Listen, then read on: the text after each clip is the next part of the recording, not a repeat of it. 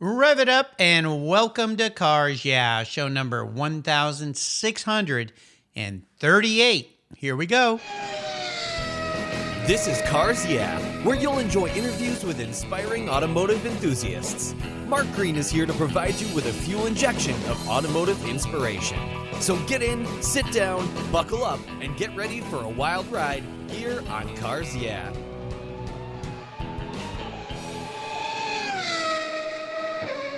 Hello, inspiring automotive enthusiasts, and welcome to Cars Yeah. I'm really revved up and excited today because I'm talking to a guest who's calling in from Hershey, Pennsylvania, where there are a lot of cool old cars by the name of Steve Moskowitz. Steve, welcome to Cars Yeah. Are you buckled up and ready for a fun ride?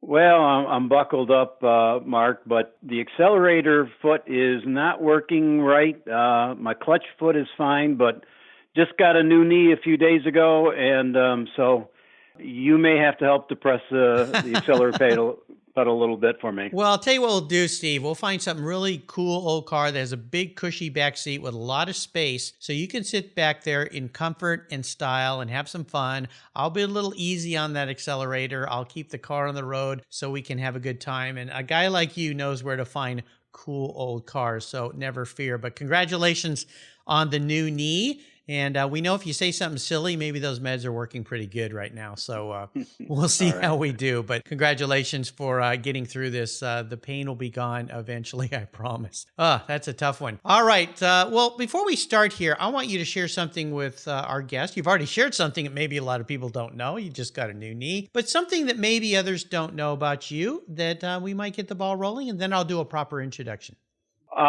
Geez, Mark, I don't know what would be exciting to your guests, but I'm a car guy. I mean, I know the single moment, the second in my life that I made the decision in seventh grade that cars were going to be my vocation. Yeah. And from that moment, I have done everything I could to make sure that cars were a part of my everyday life forever, and it has all worked out that way, and the road to where I am today has been a very, very interesting and rewarding road. Yeah, no doubt. Well, we're going to learn a little more details about that seventh grade experience, but first, let me give you a proper introduction. Steve Moskowitz is the CEO of the Antique Automobile Club of America, also known as the AACA. Since 1935, the AACA has had one goal: the preservation and enjoyment of automotive history of all types. From national meets to tours to regional events, the AACA is here to bring enthusiasts together through exciting national activities, friendship, of course, and antique automobiles. They also have award-winning 100-page full-color magazine as well when you join that you get. Fantastic publication. Steve worked for Oldsmobile as a district service manager. He was a parts and service director and was a general manager for Oldsmobile in Maryville, Indiana for over 30 years. He's been the chairman of numerous car clubs and organizations and has restored many pre-war Oldsmobiles, one as early as 1903. He's raced vintage cars, and he's been the CEO of AACA for 17 years. We're going to come back in a minute to talk with Steve, but first a word from our very valued sponsors. These are the folks that bring this show to you every day. Give them a listen. Give them a little love. Keep the seatbelt on. Steve's still in the back seat. He's doing fine. Don't worry about him. I'm going to take care of things, and we'll be right back. Did you know Covercraft offers you much, much more than car covers, floor mats, seat covers, and trunk liners? When you visit covercraft.com, you'll find Cologne custom bras, LeBras front end covers, and hood protectors that protect your vehicle's front end while on a road trip. No more rock chips or hours removing nasty bug jerky from your grill and your paint. You'll find vehicle seat back organizers that keep everything in check, perfect for those kids in the back seat. Spidey gear webs that keeps cargo that's in your truck bed safely in place. Seat heaters, cargo bars, pro nets, rooftop carriers, bumper frames, bump steps, pet ramps, pet travel barriers to keep Fido in the back seat, tire covers, Carhartt backpacks, cooler bags, tote bags, tool bags, and zippered tote bags to keep everything secure. And don't forget their dash mat dashboard covers that shield the sun's damaging UV rays. Covercraft offers you an incredible list of solutions for your favorite rides. They're easy to install, easy to remove pet protection pads, are easy to wash too, and protect your floors and seats from Fido's damaging claws and messy fur and hair. And here's something special from me here at Cars Yeah. If you use the code YEAH120 at checkout at covercraft.com, they'll give you 10% off on me. Covercraft.com. Go there and use the code YEAH120 at checkout for that 10% discount. Covercraft, they've got you covered. When it was time to renew my last policy for my collector car, my carrier's rates went up. They went way up. But my usage was the same, and I never had made a claim. No tickets, nothing. What's with that? American Collectors Insurance, that's who now protects my Porsche Turbo, the one I call my Orange Crush. Has your collector car insurance recently raised your rates for no good reason? Tired of paying an annual membership fee? I was too. So I shopped around, I asked friends for recommendations, and found a winner that I can trust. And boy, am I glad I did. I'm saving hundreds of dollars. I can sleep at night knowing my baby is properly insured. American Collectors Insurance have been protecting vehicles since 1976. They provide me with an agreed value insurance policy backed by a history of taking care of their clients. What could be better than that? Give them a call for a quote today at 866-ACI-YEAH. That's 866-224-9324. And protect the ones you love like I did. American Collectors Insurance. Classic car insurance designed by collectors for collectors. All right, we are back. And you know what? While we were cruising along and you were listening to those commercials, I learned a little something else that I kind of missed. It's kind of important. That Oldsmobile dealership that Steve was working at, you ended up owning it, right? Yeah, that was another strange and bumpy ride, but things progressed to the point where I ended up owning it and owned it until 2003 when it was no longer viable for me to continue with Oldsmobile as they announced that they were going out of business. And so we closed her down, a dealership that had been there since 1923. So pretty sad time. Well, that was a super sad time. And when you hear a Mark, we had two Oldsmobiles in our family growing up. We had two Oldsmobile Vista Cruisers, the first generation of that vehicle. Yeah. And then the next one, the second one was olive green with that wood on the side. Mm-hmm. Yeah, very darn cool car. And I'll tell you a little secret. I hope my mom's not listening. When I was young, my dad said, "Hey, could you go back the car down the driveway?" I was probably 13. I thought, oh boy. And I went out. Well, we had these big eucalyptus trees, and I kind of rubbed up against a eucalyptus tree, and I just about lost it. And I was so scared. We were going to church, and so I tried to make sure that when we walked out to the car, I kind of stood in front of that, and we got in the car. Well, that night, after everyone was asleep, I woke up very late. I went out to the garage with my Tester's model paints, did the best I could mixing up all those paints, and tried to touch up that wood grain on the side of that car so I wouldn't get in trouble and maybe never be allowed to drive again. And I'll tell you something funny. My parents never said a word about it. Years later, one day, my dad, I think I was probably in high school, he said, we were chatting about cars, and I mentioned the Vista Cruiser, and he goes, "Yeah, I remember that car. You did a really nice job touching up that damage you did on the wood grain." Yeah, I think as kids, we always think we get away with everything, but we get away with nothing. Nothing. No, dads and moms see everything. They have eyes in the back of their head. Well, listen, Steve, as we continue on this wonderful journey of old cars together, I would love for you to share a success quote or a mantra, some kind of saying that's been instrumental in your life. I know I'm kind of driving today with your repaired knee coming into play. I usually say take the wheel, but I'll just say take it away.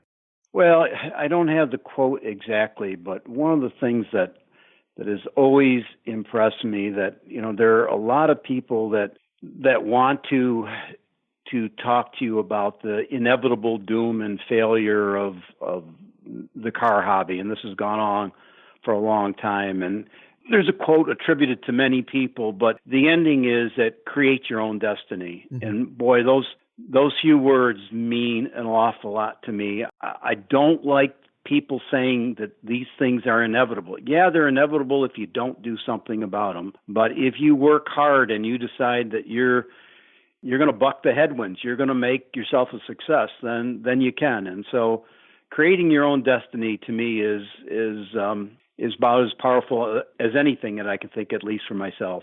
Oh, absolutely. I love it. Yeah, create your own destiny. And the great thing about this incredible country we live in is it is possible for absolutely anybody to create their own destiny. But you said the right words. You just have to work hard Surround yourself with really smart people like these past 1,638 people I've talked to on cars, yeah. And as you know, because you've been in the hobby and I have too, that this car hobby we're involved in together is really about the people, right? Sure, absolutely. Yeah. And Yeah. the cars, everybody says the cars are what bring us together. It's the people that keep us together. Yeah, I love it. It's great. Well, I would love for you to share a lot more about the Antique Automobile Club of America. Been around for a long, long time. Boy, back in the mid 30s, when my dad was born, he's the one who got me into this car hobby by buying a 49 TC, MGTC, when I was a little boy. I think I was 5 or 6. That's what bit me with the bug. And we're going to talk about what bit you in 7th grade. But first, share everything you have to share about the AACA, would you?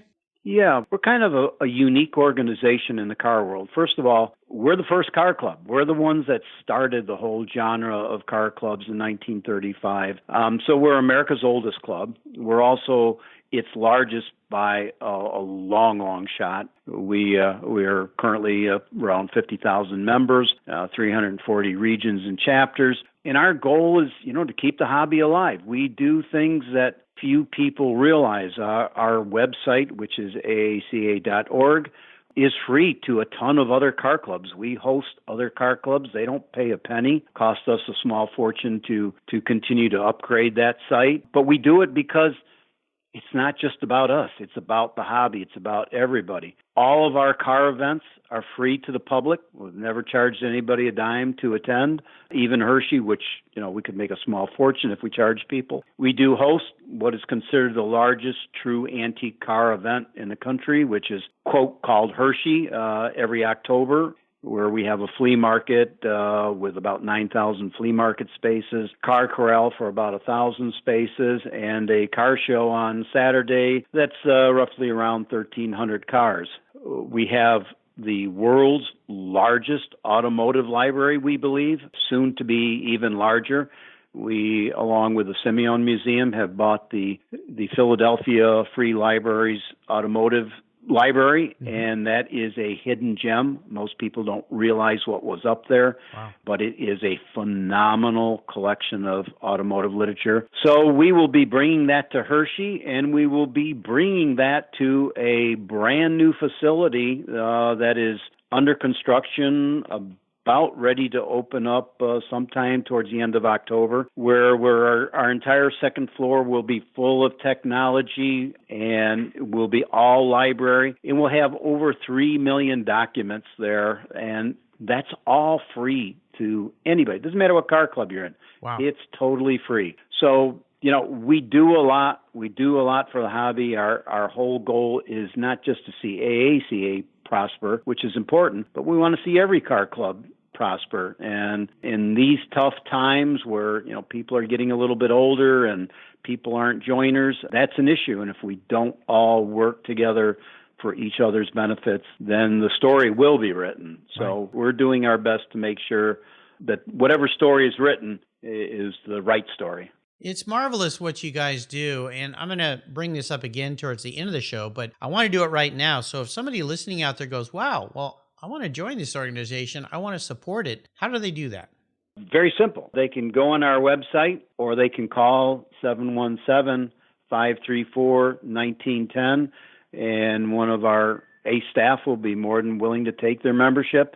It's $45 a year, and for that, they do get the magazine, which is incredible. Our editor, Wes Peterson, has won numerous awards.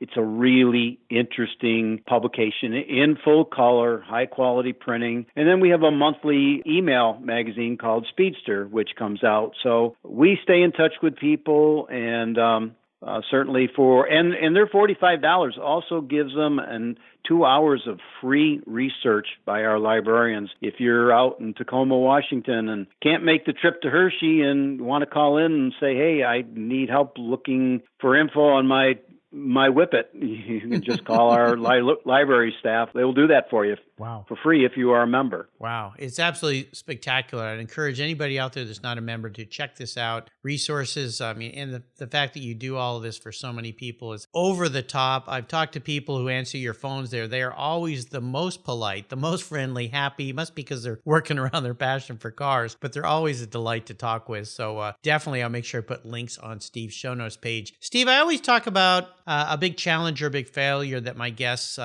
face. Right now, you're facing a recovery from a knee surgery, replacement, I should say, even more big time. But I would love for you to talk about something in your life that was a big challenge. And more importantly, what was that very important lesson learned that you could take forward that maybe somebody out there listening is going through something very similar? Yeah, unfortunately, there's been a whole lot of challenges in my life. Well, that means you've tried a lot of cool things. That's all. Yeah. After spending 30 years at my dealership in one capacity or another and ending up owning it, after working for Oldsmobile, being a guy who restored Oldsmobiles and was on numerous committees with Oldsmobile and involved with their racing program and with their antique car program, you suddenly all of a sudden realize that your identity is, quote, Mr. Oldsmobile. You're one of the guys that everybody says, hey, this guy he's all in. He's 100% in. I was on Oldsmobile's national board for quite a few years. And then all of a sudden it's gone in a second. And we're sitting there one day and looking at a TV screen with closed circuit TV and saw all the suits sitting there with their look on their faces. And I had 6 or 7 employees that had been there 30 years. I actually had one employee that had been there 50 years. And to go downstairs and tell them that we're done, you don't get through that very easly. This impacts human life and people's comfort level and something that they are dedicated and loyal to. And I spent a few years trying to find a way to continue in business with another franchise. That didn't work, and I started to think, because the financial loss was pretty gruesome. I don't know what a better word for it, but it was gruesome. And so at that point, one day, I was sitting there.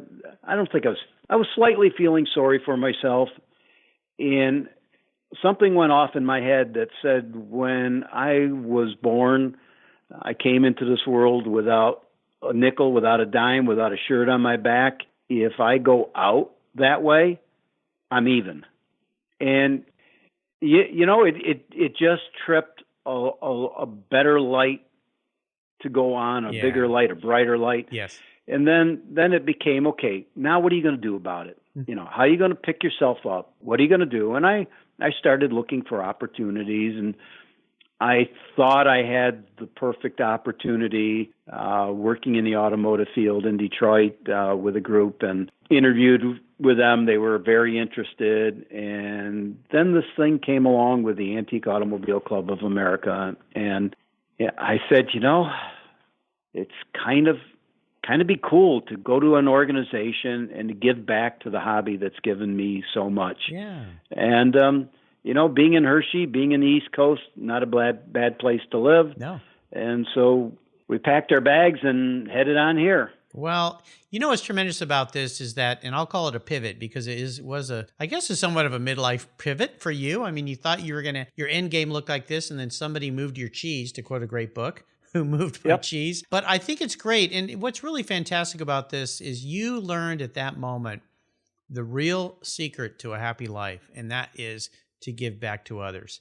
And in your words, I'm going to give back to this hobby what it's given me. And when we do that as human beings, and I've learned this after talking to 1,638 people now, and they've taught me a lot of great things, is we are at our best and we are happiest when we are giving to others, whether we even know it at the time or not. So that's what happened there, Steve. And of course, you know that now because that's what you've been doing for 17 years, is giving back to others, right?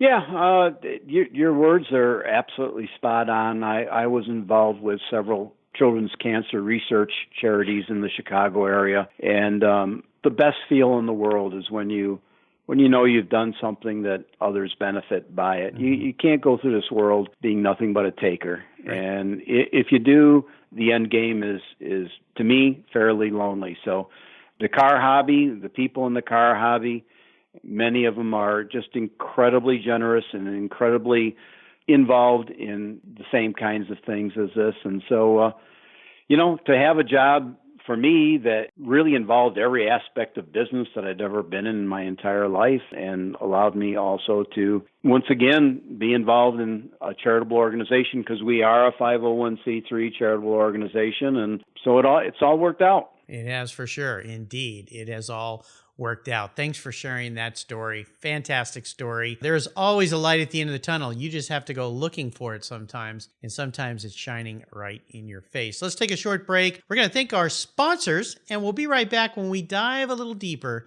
into Steve's personal history with cars. We're going to learn what happened there in 7th grade when the trigger went off for the car hobby, so sit tight. We'll be right back. My favorite collector car magazine is Keith Martin's Sports Car Market. I've been a subscriber for decades. Sports Car Market is the Wall Street Journal for enthusiasts and collectors. It's your monthly must-read, whether you dream of owning a collector car, maybe you have 2, or maybe you've got 200. Sports Car Market has been around for 31 years, and it's filled with valuable articles, intelligent write-ups, and the latest auction sales. Go to sportscarmarket.com and subscribe today. Here's a couple deals I have for you just for listening here on Cars Yeah. If you use the checkout code Cars Yeah, you'll receive a 50% discount on your digital subscription at Sports Car Market. That's an exclusive offer from Cars Yeah. And guess what? Here's another deal. If you'd like to get the actual magazine, use the code BSH for buy, sell, hold. That's code BSH, and you'll get $10 off your annual print subscription. That's right, $10 off. Both of these are exclusive offers here at Cars Yeah for Sports Car Market Magazine. Just go to sportscarmarket.com and get your deals today. So what do you do after running a race team for 27 years with over 100 podiums, multiple Daytona wins, and a win at Le Mans? Well, if you're a racer and the Racers Group team owner Kevin Buckler, you found Adobe Road Winery. Located in Petaluma, California, he and his team have created a winning combination with the Racing Series, 4 ultra-premium red wine blends that are in a class of their own. Like racing, these wines comprise of art, precision, engineering, science, all wrapped in a whole lot of fun. You can choose from 4 blends titled Redline, Apex, Shift, and the 24. Today I'm going to talk about the 24. This wine earned 91 plus points from Robert Parker's Wine Advocate. It's a dark, spicy, and velvety blend with ripe blue and black fruits and very smooth tannins. The label features a 3-dimensional full metal chronograph in a bright gold finish that pays homage to the Daytona Rolex winners received at Le Mans. The Racing Series is a fantastic gift for the ultimate enthusiast in your life. And I've got a deal for you today. If you use the code Cars Yeah, all one word, all in caps, when you're at the AdobeRoadWinery.com checkout, you get $10 off any purchase of wines from the Racing Series. Your wine ships promptly and arrives quickly right at your door. Use the code Cars Yeah at checkout to get $10 off your purchase of the Racing Series today. There's always a seat at the table for excellence with the Racing Series. Go to Adobe Road Wines today and use the code Cars Yeah at checkout. Cheers! Let's step away from the conversation to talk about our charity of choice here at Cars Yeah, America's Automotive Trust. America's Automotive Trust is a group of like-minded nonprofits that are working together to preserve and promote car culture across the country. Together, they provide scholarships and grants to aspiring technicians and restoration artists. They provide youth education programs and bring communities together through automotive-related events, car shows, and drives. Among those nonprofits is RPM Foundation, a terrific organization working to keep our favorite collector cars on the road. RPM was created to ensure that the specialized skills needed to care for classic automobiles, boats, and motorcycles continue to be passed down from generation to generation. They do this by supporting training for young people with a passion for restoration and setting them up with mentors who can share their valuable knowledge. So far, they've awarded more than $3.5 million to restoration education projects across 35 states. Incredible! To learn more about RPM or to donate to their mission, visit www.rpm.foundation. You'll be glad you did. All right, Steve, would you share a story with me, that story about seventh grade, that little seventh grade boy that instigated the passion that you have for cars?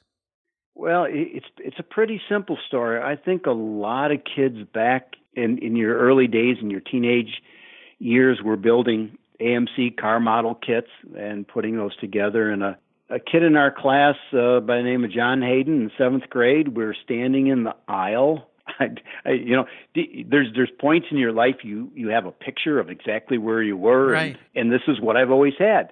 And for some reason, I realized that we were talking about car models and cars, and we had our copies of Hot Rod Magazine and Carcraft and Rod and Custom and, all those things. And I just said, God, this is what I want to do for the rest of my life. I don't know exactly what. And, then I started hanging around garages and ended up getting a job in a body shop and just started towards a path, wrote to, there used to be a newspaper called Auto Body News and Reports or something like that, and said, hey, I want to get an education, maybe want to be a teacher in auto body. Where can I go? And they pointed me to Michigan, to Ferris State University. Never been there before. And I took a flyer. I really wanted to open up my own body shop at that time, but for some reason, all the chemicals in a body shop after a few months would get me coughing and fairly sick. And the doctors scared the hell out of my parents and said, he's not going to live a very long life if he works in that industry. And so I did a pivot, as you would say, and went to become a teacher and pivoted from that idea too. Yeah, you did. You've done a lot. You've been pirouetting your whole life, which is not a bad thing to do. You got to dance through life. Well, what was your first really special vehicle? And maybe share a memory you have about that car. I had cars when I was younger. My girlfriend's standing by me, and she can't get over that I bought a car and my parents didn't know about it, and she'll forever ever tease me over, 16 years old. I just heard her yelling in the background. What did she say? Yeah. What did she say? She said, and you were 16 years old. But those cars didn't have a great meaning to me. The little story behind this is I would consider myself a hot rodder, and I was working for Oldsmobile and went into this little small dealership in Beecher, Illinois, and the parts manager invited me over to his house afterwards. And I walked into his house, which had an attached garage and a breezeway, and man, lightning bolts went off, and there was this amazing collection of Packards and Locomobiles and LaSalle's and just all sorts of just amazing cars and memorabilia everywhere, brass lights. And I was hooked. Yeah. I was hooked. I don't know why. I immediately, then he took me out on a ride in this 1913 Locomobile going down the road at 60 miles an hour in this old car. And I just said, God, I got to find a way to do this. So my first true antique car was a 36 Oldsmobile business coupe. And so that was kind of special, but that's a long, involved answer to a question you asked. But you've been doing this for a bazillion times with all people. And yeah. I'm sure a lot of people say, it's like your children. How do you pick your favorite one? Yeah. I mean, you've had so many cars in your life that have had an impact, and certainly the cars after that 36 Oldsmobile had a huge impact on my life. Right. But that was a starter one. So that's good. You answered that really well. Well, how about this? I'm going to be the psychiatrist here and ask you this question. If you woke up tomorrow and you were manifest as a vehicle, not what you want to be, but how you perceive your personality in an actual vehicle, what would you be? Wow, wasn't expecting that question. Yeah, nobody ever is. That's a unique one. What would I be? You know, as weird as it sounds, I guess the first thing that popped into my mind is probably a 72 Oldsmobile 442 W30. Okay, nice. And what were the attributes of that car that you think kind of fit your personality? Well, if you stepped on the gas, it would move. There was something about those Oldsmobiles back in the 70s. I mean, they were so popular, and I was working for General Motors at the time. And when you got a company car that was a W30, you just felt, hey, I'm driving a dream machine. But I think it would fit my personality because I do have a little bit of a lead foot, and I don't know. It's just first thing that came to my mind. Boy, I'm going to steal that question. That's a fabulous one. That's a fabulous one. You know what? One of my past guests suggested that. A very early guest, Harold Cleworth. He's an artist. He's an expat rather, from the UK, came to the US, and he made his living and his life painting cars. And when I asked him the question, I don't even remember what my first question was because it was so boring. He said, Mark, in his British accent, may I ask you to ask me a different question? And I went, okay. And he asked that question, and he said, well, I'm half Cadillac Biarritz and half Austin Healey. And I went, okay, well, there's a Frankenstein car if you ever saw one. But I thought it was so clever. And again, a lot of guests kind of miss the part about they pick what they want to be, not how they perceive themselves. And that's why I try to emphasize that. But yeah, the 442, holy cow, muscle car indeed. And I love everything about it. It's just, it looks like if someone first saw it, they think, oh, just some kind of businessman's car, two-door, kind of fun. But wait a minute, what are those scoops on the hood? Wait a minute, what's that sound? Holy cow, that thing gets up and goes. So yeah, I like it. You answered that very, very well. Well, we are going to enter what I call the last lap. I'm going to fire off some questions. Have you give me some quick blips of that 442 throttle. What's one of your personal habits you believe has contributed to your many successes in life? Work ethic. Yeah, just work hard. You said it earlier. If I could wave a magic wand and arrange for you to have a drink or a meal with anyone in the automotive industry, both living or deceased, who would that individual be and why? Oh, that's so super easy for me. Mm-hmm. John Rock, probably somebody you don't know of. John Rock was the head of Holden in Australia. He was the head of GMC Truck for many years, and then he came to Oldsmobile. He was 6'4", 5" cowboy type guy. Came to work with his cowboy boots at Oldsmobile when he was general manager. Came with his dog. Probably the single smartest human being I have met in my life. Wow. On every aspect of the car business. When he would speak, there wouldn't be a sound in the room. Everybody would be on the edge of their seats, and we had many of those kind of fireside chats with him. Just a absolute brilliant guy when it came to engineering, marketing, racing, history, whatever. A guy that totally got it and was not built out of the same cloth as most of the people at General Motors. Wow. He's my big hero. Has anyone ever written a book about John Rock? There's been plenty of news because he's made plenty of news back in the day, but somebody should write a book about him because he was, I can't begin to tell you how brilliant he was. And I like to talk. And when John and I got together, I just sat there and listened because he just had so much to say and so much to learn from, and just a really cool guy. Well, you're very fortunate. We all are all fortunate when we have somebody special like that has crossed our paths that we can learn from. Now, when it comes to old cars, Steve, what's maybe one little piece of automotive advice that someone else has ever given you? The one advice I got from the gentleman who got me started in the antique car hobby was based on I think it was from Old Cars Weekly, but it was an article that he had tacked on his garage door about color. Mm-hmm. And, I was in the process of starting my first restoration, and his comment to me was, read this article. Color is everything. You have the option with so many cars to decide what color combination you're going to do, what correct color combination you're going to do. Why paint a car in a combination that will not show off the attributes of the car, will not get people excited about the car? Go for the best color combination you possibly can. He was absolutely right, and it's something that I certainly tell others to absolutely consider when they're going through their restoration. Absolutely. Now, I always ask a guest about the best resource. Obviously, we're talking to them. Antique Automobile Club of America, the AACA, an incredible resource that you provide. And as I said before, I'd love for you, there's a way for our listeners to go and sign up and join. I mean, worth every penny you spend and then some.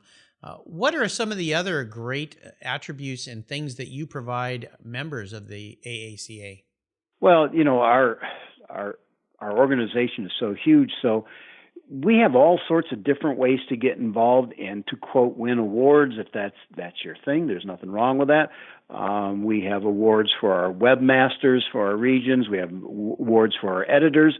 We have a massive judging program. We have a 100-plus page judging manual, and our judges go up the ladder as they seek different levels of expertise, and we have continuous judges education training.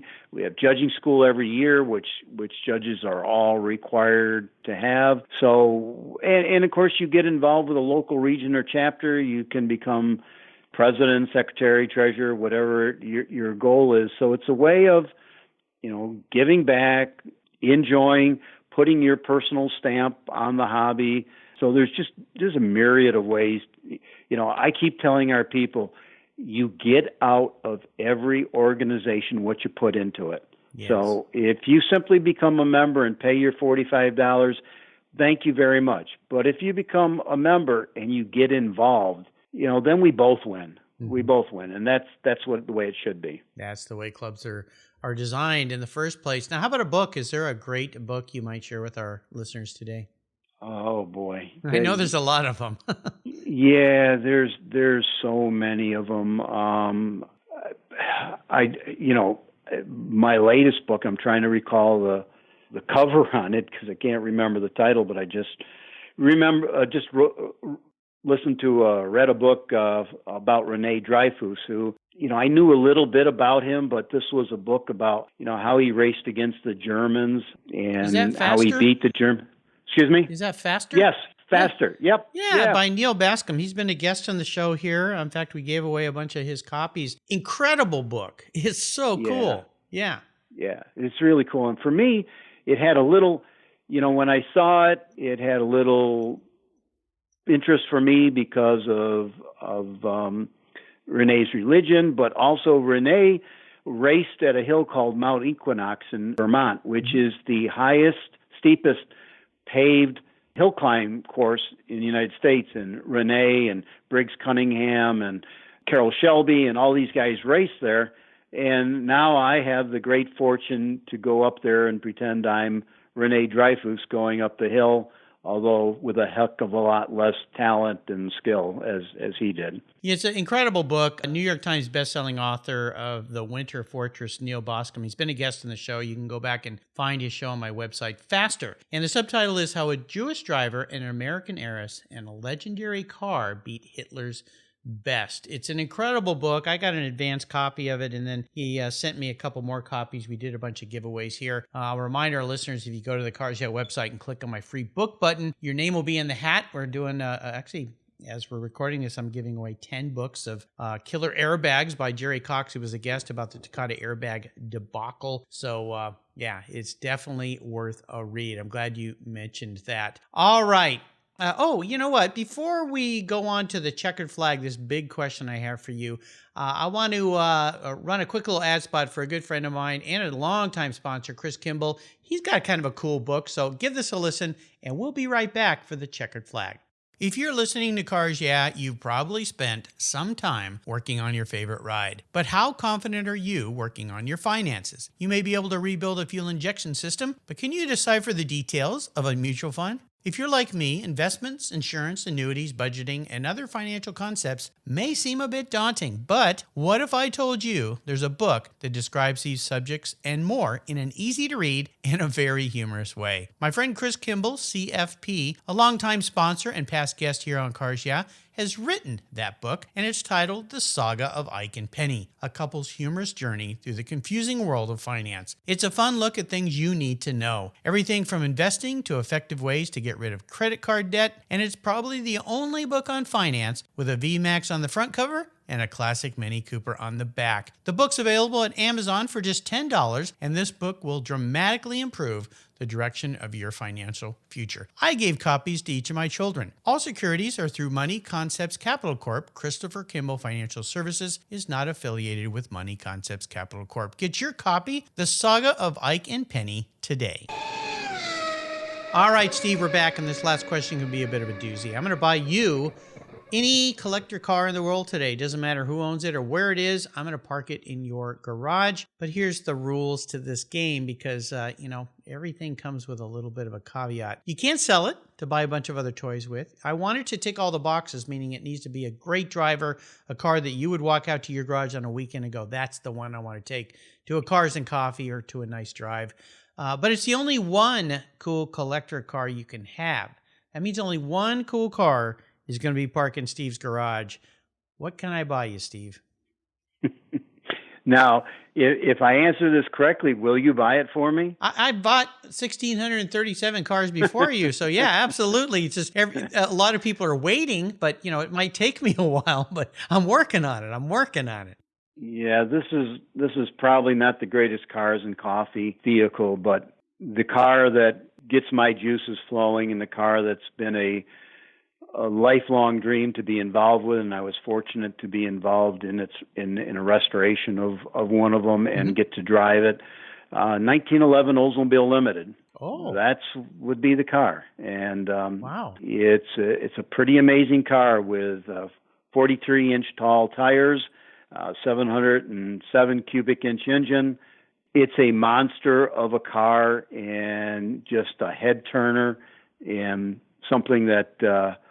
Just a car that just fascinates me by its sheer size and its power.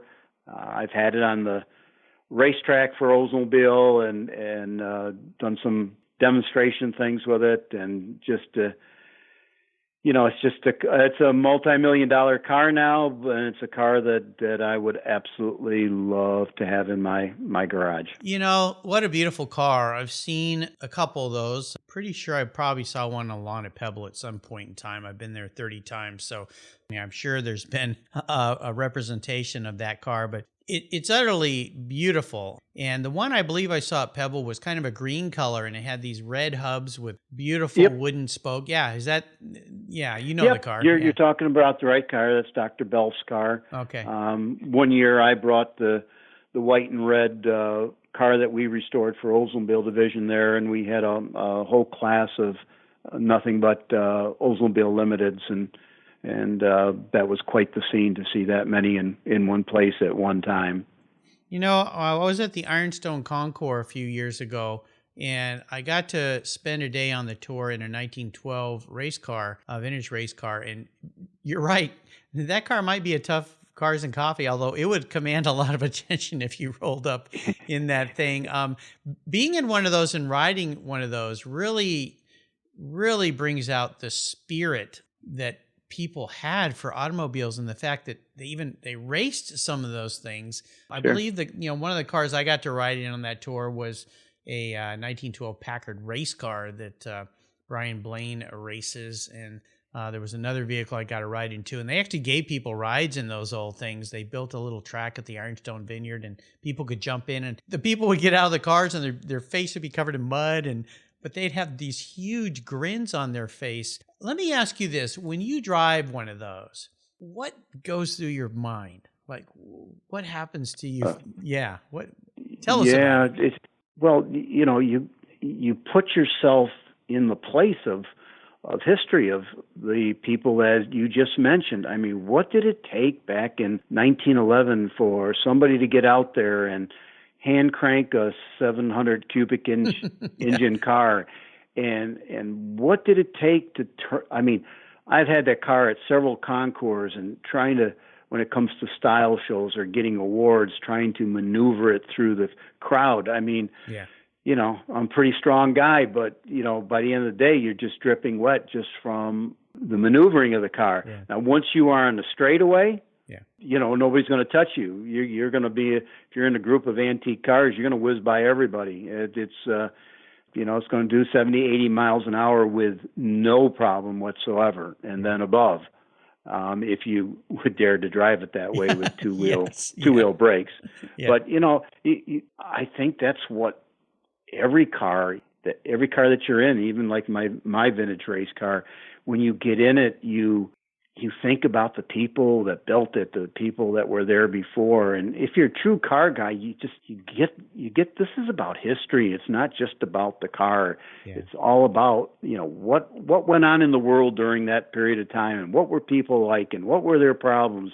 And boy, you get to be the custodian of that car for X number of years and add to the legacy of what that car is and what it means to have one of those. So I think just an incredible opportunity we all have to continue the history of this hobby. Really, really important. Yeah, that day I spent in that old race car I kept saying to the driver, and I was a passenger, but I was keeping the fuel pressure up. So I had to watch the gauge and keep pumping the fuel. And I kept saying, boy, this certainly commands your attention. And he just laughed. I mean, it was just, whoa. And we had one point we were coming down a hill and he was going pretty quick. You feel very vulnerable in those vehicles because if anything Absolutely. bad happens, you're going to go flying out. And these two deer were standing on the side of the road, and I looked at him. I said, "Do you think they're going to run in front of us?" And he said, "Count on it." And they did. And he basically aimed for them, and he didn't hit them. And he said, "Yeah, always aim for them because they won't be where you're aiming when you get there. But don't try to dodge them because they'll probably be right in front of you." Steve, you've taken me on an awesome ride today. This has been great. I want to thank you for spending time while you're recuperating from your knee replacement. Our best wishes that all recovers fine and dandy, and that you'll be pirouetting and doing dances in the rain before you know it. Before I let you drive off into the sunset here in that beautiful 1911 Oldsmobile Limited, would you offer our listeners one little parting piece of wisdom and guidance? Yeah, it's the same piece of advice millions of others have said, that, this is not a dress rehearsal. Get everything you can out of life. Make sure that you take care of those that are precious to you. As far as the hobby goes, you each have a unique responsibility to the future of the hobby, and don't shirk that responsibility. Be a part of making the automotive hobby continue for decades to come, for centuries to come, because it means too much. And so be a part of it. Don't be a bystander. Be involved. Absolutely. Great words of wisdom. And you can be involved by going to www.aaca.org. I encourage you to join and take part and enjoy this hobby that we all love. Steve, thanks for being so generous today with your time, your expertise, and for sharing your experiences with my listeners. Until you and I talk again and you're all healed up, I'll see you down the road. All right. Thanks, Mark. It's been enjoyable. This was great. Thank you. Are you looking for a way to get your products or services into the ears of thousands of automotive enthusiasts around the globe? I can help. This is Mark Green here at Cars Yeah, and I'd be honored to be an influencer and ambassador for your brand in a unique and personal way.